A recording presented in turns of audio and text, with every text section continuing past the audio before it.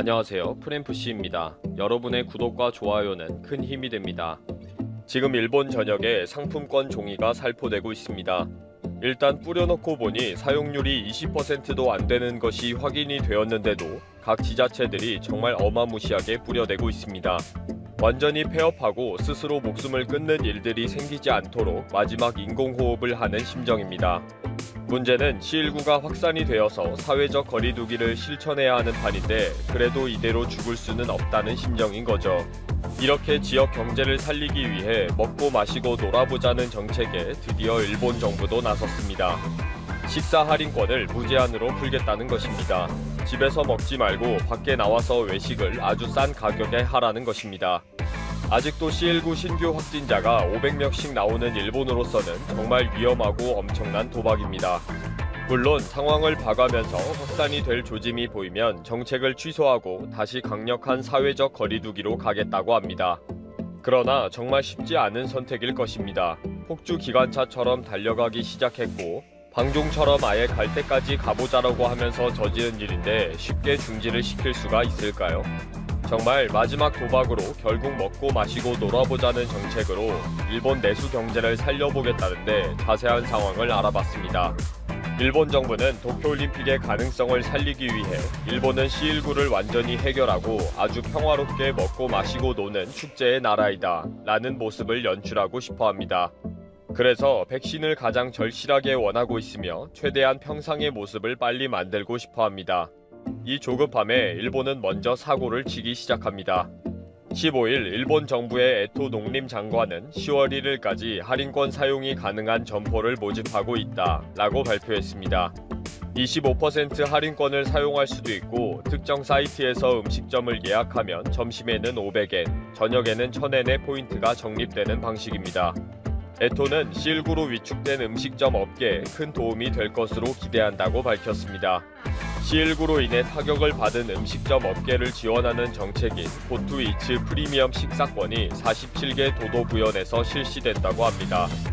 이런 정책을 운영할 사무위탁처만 결정이 되면 바로 심사를 거쳐 정식으로 결정하겠다는 것입니다. 식사권 사업과 음식점 이용에 따른 포인트 부여 사업으로 구분해서 실시됩니다. 일본 정부의 이런 재정 지원을 기다리고 있던 지자체는 바로 기자회견을 하면서 실시를 발표합니다. 그리고 지자체의 재정 지원까지 더 보태어서 할인율을 높여서 재빠르게 상품권을 인쇄했습니다. 전국의 지자체가 연일 기자회견을 하기 바쁠 정도입니다. 지자체 중에서 벌써 할인권을 제작해서 배포하기 시작하는 성급한 곳이 나오기 시작했습니다. 에히메현은 14일 이미 일본 정부의 고투이츠에 발맞춰서 25% 할인권 식사 티켓을 판매한다고 발표했습니다. 에히메현 내에서 사용이 가능한 5,000엔, 약 55,000원분의 음식 티켓을 4,000원에 판매하는 것입니다. 이 티켓은 10월 23일부터 내년 1월 말까지 200만 세트를 발행하기로 했습니다. 여기에 참가할 음식점은 오는 23일부터 캠페인 사이트에서 모집을 한다고도 했습니다. 또 오늘은 가고시마시의 발표가 있었습니다. 가고시마시의 지원으로 지역 상공단체들이 추진하는 할인 상품권입니다. 사용할 수 있는 종류가 다양하며 할인율은 30%까지 있습니다. 가나가와현은 음식점뿐 아니라 일반 소매점에서 사용할 수 있는 할인권을 4만 권을 발행한다고 발표했습니다. 할인 비율은 최대 40%이며 9월 25일부터 10월 18일에 구입을 희망하는 신청을 접수해서 추첨을 합니다. 14,000엔을 사용할 수 있는 상품권을 10,000엔에 파는 것입니다. 미나미시도 할인율이 43%로 5,000엔권 상품권을 3,500엔에 판매하기로 했습니다. 모리야시는 10,000엔권을 5,000엔에 구입할 수 있는 할인율 50%의 상품권을 판매하는데 사용기간은 올해 12월까지로 제한했습니다. 지역의 노인들에게는 10,000엔권을 무료로 나눠주기도 했습니다. 나가노현은 48억엔, 약 538억 5천만 원을 투자해서 할인율 50%의 상품권을 발행합니다. 10,000엔권은 15,000엔으로, 5,000엔권은 7,500엔으로 사용 가능한 것입니다. 사용 기간은 12월 1일부터 내년 2월 28일까지 해서 연말 연시 쇼핑에 맞춘 것입니다. 지역 내 기업들에게 미리 준비할 시간도 준다는 취지입니다. 이런 들뜬 분위기에서도 식사 할인 상품권에 대해 회의적인 반응도 있습니다. 일본 이미즈시에서 모든 시민에게 지역 내 음식점에서 사용할 수 있는 1,000엔 약 11,000원 할인 쿠폰을 나눠줬습니다. C19 확대로 매출이 줄어든 지역 음식점을 돕기 위해 시민들에게 많은 이용을 부탁했지만 실제로는 실시 기간 동안 거의 사용을 하지 않은 것으로 드러났습니다. 그래서 다음으로 준비하려고 했던 정책을 실시를 주저하고 있다는 보도입니다. 실제 식사 상품권으로 20% 할인을 해준다고 해서 굳이 외식을 하려고 서두르는 일본인들이 적다는 것입니다. 아무리 할인을 해줘도 어려운 가게 형편에 외식은 경제적인 부담이라는 거죠. 그래서 경제학자들의 판단에 의하면 상품권으로 뿌리는 방식의 경제 활성화는 사실 큰 효과가 없고 재정적인 손실이 더 크다라고 지적하기도 합니다. 그래도 정치적으로는 가장 노골적인 포퓰리즘 정책이기 때문에 폼나게 뿌린다는 것입니다. 어찌되었던 간에 지금 일본에는 이러한 상품권이 전국에서 헬리콥터에서 뿌려지듯이 합니다. C19 대책은 아예 뒷전이고요. 또 일본 정부는 C19 사태로 인한 제한 조치를 다 풀기로 했습니다. 11일 일본 정부의 C19 대책 분과위원회는 19일부터 최대 5,000명이 참석하는 이벤트에 대한 제한을 없애기로 했다고 발표했습니다. 물론 C19 전파 방지책을 철저하게 하는 것을 대전제로 해야 한다는 조건을 달기는 했습니다. 일부 이벤트 참석 제한을 해제한다는 말이지만 사실은 전면 해제나 마찬가지입니다. 이제는 산미를 피해달라는 말은 쏙 들어가고 마음껏 모여서 놀아도 된다는 것입니다. 분과위원회는 10월 1일부터 고투 여행 캠페인에 도쿄도 주민들도 참가 가능하도록 허용하겠다고 발표했습니다. 물론 이후에 C19의 전파로 확산이 되면 그때 가서 중지를 할 것인지 나중에 결정하겠다고 조건을 달았습니다. 7월 당시에는 도쿄도에서 C19가 확산되고 있어서 도쿄도민은 여행 캠페인 지원 대상에서 제외한다. 도쿄도를 거쳐서 가도 안 된다. 도쿄도민을 만나도 안 된다. 등으로 규제를 했습니다. 그런데 이제는 도쿄도가 400명가량에서 200명 정도로 감소가 되었기 때문에 이런 규제를 확 풀겠다는 것입니다. 이렇게 줄어든 추세가 완전히 감소 추세이고 이제는 전혀 위험하지 않게 된 상황이라는 것입니다. 이렇게 완전히 먹고 마시고 놀아보자는 정책에 대해 우려가 많습니다.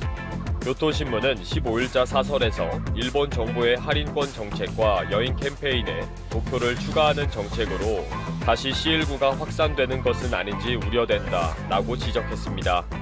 현재도 C19 신규 확진자가 적지 않게 발생하고 있고 여전히 각 지방으로 퍼져나가고 있다는 것이 유전자 분석에서 확인되고 있다는 거죠.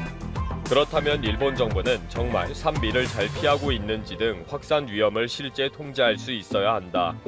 그리고 만약에 확산 조짐이 보이면 즉시 정책을 취소할 수 있는 용기를 갖춰야 한다 라고 제안하고 있습니다. 정말 일본은 어디까지 가려고 저럴까요? 시장이 빠르게 요동치고 있습니다. 미국과 중국의 기술 패권을 둘러싼 갈등이 심화되는 가운데 그 중심에 있는 핵심 산업이 바로 반도체이고 화웨이가 모든 반도체의 공급선이 차단당하는 초강도의 제재를 받으면서 이 제재가 공식적으로 발효되기 시작했고 또 어제는 엔비디아가 영국의 암을 인수한다는 소식이 보도가 되면서 정말 반도체 업계는 한 치 앞을 내다보기 어려운 상황이라고 볼 수가 있습니다. 엔비디아와 암의 인수 소식은 전 세계를 깜짝 놀라게 할 만한 소식이었는데요. 당초 빠른 시간 안에 매각이 어려울 것으로 판단되었던 영국의 암을 엔비디아가 전격적으로 인수하기로 결정하면서 말 그대로 반도체 공용 업체가 탄생한 것이라고 볼 수가 있습니다. 많은 언론과 기사들에서는 마치 엔비디아가 암의 인수를 확정한 것처럼 보도를 하고는 하는데요. 실제로는 지금까지의 과정보다 더 까다로운 규제 당국의 반독점 심사가 남아 있습니다. 아직 넘어야 할 산이 많은 것이죠. 두 회사의 인수합병은 당사 국가인 미국과 영국을 비롯한 중국, 유럽연합 등의 규제 당국의 승인을 모두 획득해야 합니다. 통상적으로 1년에서 2년 정도의 시간이 소요가 되고 검토 과정에서 문제가 발생할 경우에는 그 이상 기간이 길어질 가능성이 있습니다. 고도의 기술이 국경을 타고 넘는 과정이고 많은 국가와 기업들의 이해관계가 첨예하게 얽혀 있다 보니 반독점 심사에서 브레이크가 걸리고 사업이 엎어지는 경우가 굉장히 많은데요. 이번 심사에서도 그 중심에 그 배후에 중국이 있을 것으로 생각이 됩니다. 이미 중국은 한번 인수합병을 거하게 파토시킨 전례가 있었죠. 2015년으로 거슬러 올라가서 미국의 퀄컴이 네덜란드의 반도체 기업 NXP를 440억 달러, 현재와 비슷한 규모죠. 대략 50조 원이 넘어가는 금액에 인수하겠다는 내용의 계약을 발표했었지만 중국이 독점 금지 규정을 위반했다는 것을 근거로 삼으면서 승인을 하지 않았습니다. 결국 퀄컴은 인수가 무산되었고 수수료만 20억 달러 이상을 지불한 것으로 알려져 있습니다. 뿐만 아니라 어플라이드 머터리얼즈와 도쿄 일렉트론이 2013년에 합병을 추진한 적이 있었는데 이 역시도 시장 독점에 대한 우려로 무산된 바 있었습니다. 이렇게 인수 합병을 하는 기업들 간의 상호 계약에서 끝나는 문제가 아니라 규제 당국들의 최종 승인을 획득하여 인수 합병 절차가 마무리가 되는 것인데요. 우선 영국과 중국은 아무래도 반대 의사를 표출할 가능성이 높겠죠. 암은 아시다시피 영국에 본사를 둔 기업입니다. 영국 정부 입장에서는 암을 영국 방위산업의 주요 공급 업체라고 생각하기 때문에 암이 다른 국가, 미국에 넘어가는 것이 탐탁지 않은 것이 분명 사실이겠고, 아무래도 자국의 연구 인력이나 기업 자체가 미국으로 이전하지 않을까 하는 우려가 클 수밖에 없습니다. 영국의 본사는 계속 유지하고 특정 비율 이상의 고용을 보장하는 등의 많은 조건을 요구할 것으로 예상이 되고 있고요. 과거에 암이 일본 손정희 회장이 이끄는 소프트뱅크에 인수되었을 때만 하더라도 소프트뱅크는 반도체 기술 기업이 아니기 때문에 반독점 규정에서 자유롭다는 측면이 결정적으로 작용을 했습니다. 그러나 엔비디아는 경우가 조금 다르죠. GPU 시장을 리드하고 있는 최고의 반도체 기업임과 동시에 현재는 GPU를 넘어서 자동차, 인공지능까지도 사업의 영역을 확장시켜가면서 반도체의 최신 트렌드를 이끄는 기업으로 불릴 만큼 성장을 했습니다. 특히 GPU가 인공지능이나 자율주행을 구현하는 데 있어서 필요한 핵심적인 반도체로 인식되기 시작하면서 엔비디아의 가치는 말 그대로 폭등을 했죠. GPU에 더해서 ARM이 가지고 있는 압도적인 모바일 AP의 설계 능력을 바탕으로 다양한 산업에서 발을 넓힐 수가 있을 것으로 생각이 됩니다. 물론 젠슨 황 엔비디아의 CEO는 지속적으로 이를 의식하는 형태의 발언을 하고 있습니다. 엔비디아와 ARM은 서로 다른 영역에 속하는 기업이다. 가령 엔비디아는 GPU를 전문으로 하는 업체이고 모바일 시장에서는 영향력이 미미한 기업이라고 볼 수가 있는데, 스마트폰 AP 시장에서 ARM의 설계를 기반으로 출시되는 제품은 95% 이상입니다. 이렇게 엔비디아와 ARM의 사업 영역이 완전히 다르다는 주장을 하고 있습니다. 엔비디아의 입김으로 ARM의 중립성이 훼손되는 일은 절대 없을 것으로 약속한다 등의 이야기를 하고 있는데요. 사실상 100% 믿기 어려운 대목입니다. ARM의 지난해 기준 매출은 19억 달러, 대략 2조 2천억 정도입니다. 매년 증가하는 추세에 있느냐? 그렇지도 않습니다. 2017년에도 18억 3천만 달러의 매출을 보였습니다. 2조 원 안팎으로 유지가 되고 있는 것이죠. 순이익만 따지면 훨씬 더 적을 것입니다. ARM의 주 수입원은 ARM 아키텍처에 대한 라이센스 비용이라고 볼 수가 있습니다. 이러한 시장에서 광범위한 지배력을 갖기 위해서는 라이센스의 비용이 저렴해야만 하는데요. ARM은 삼성이나 인텔, 퀄컴 등의 다른 반도체 기업들과는 다르게 칩을 직접 설계해서 판매하지 않기 때문에 이러한 독특한 사업 구조상 매출이 높기가 어렵죠.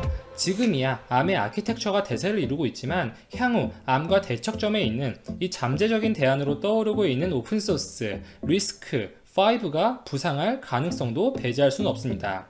현재는 엔비디아가 ARM의 사업 모델을 유지하고 중립성을 지속시키겠다고 하고 있지만 특정 부분에서 수익성 강화를 위한 비용 인상이나 특정 업체를 의도적으로 밀어주는 혹은 특정 업체를 의도적으로 배척하는 행동들이 발생한다면 언제든지 리스크5로 흐름이 넘어갈 가능성도 있다고 볼 수가 있습니다. 분명 ARM의 모바일 IP 시장 지배력만 놓고 이것을 ARM을 사겠다는 것은 리스크가 있다는 것이고, 한 해 매출이 2조 원에 육박하는 기업에게 400억 달러, 40조 원이 훌쩍 넘어가는 금액을 쏟는다. 순이익이 아니라 매출로만 기준을 잡더라도 본전을 뽑는데 20년이 이상이 걸린다는 계산이 나옵니다. 순이익만 따지면 100년이 넘어가겠죠. 즉 도무지 수직 타산이 안 맞는 장사라고 볼 수가 있는 것입니다. 결국 엔비디아는 본인들의 사업 영역에 ARM의 고유의 기술을 결합시켜 시너지를 내보겠다는 것입니다. 엔비디아의 GPU 그리고 ARM의 CPU 라이센스를 통합시켜서 CPU와 GPU를 아우르는 광범위한 포트폴리오를 갖추게 되고, 이 반도체 설계와 제조를 모두 하는 기업으로 그 시장 영향력을 확대시킬 수가 있습니다.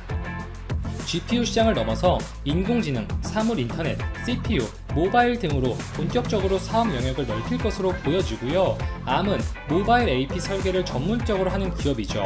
여기에 엔비디아의 GPU 기술을 접목시켜서 향후 장기적으로 자사의 GPU를 일반 PCU를 넘어서 스마트폰을 포함한 더 많은 디바이스에 포함시켜서 판매하고자 하는 의지로 여겨지고, ARM의 수익 창출 모델처럼 엔비디아의 GPU,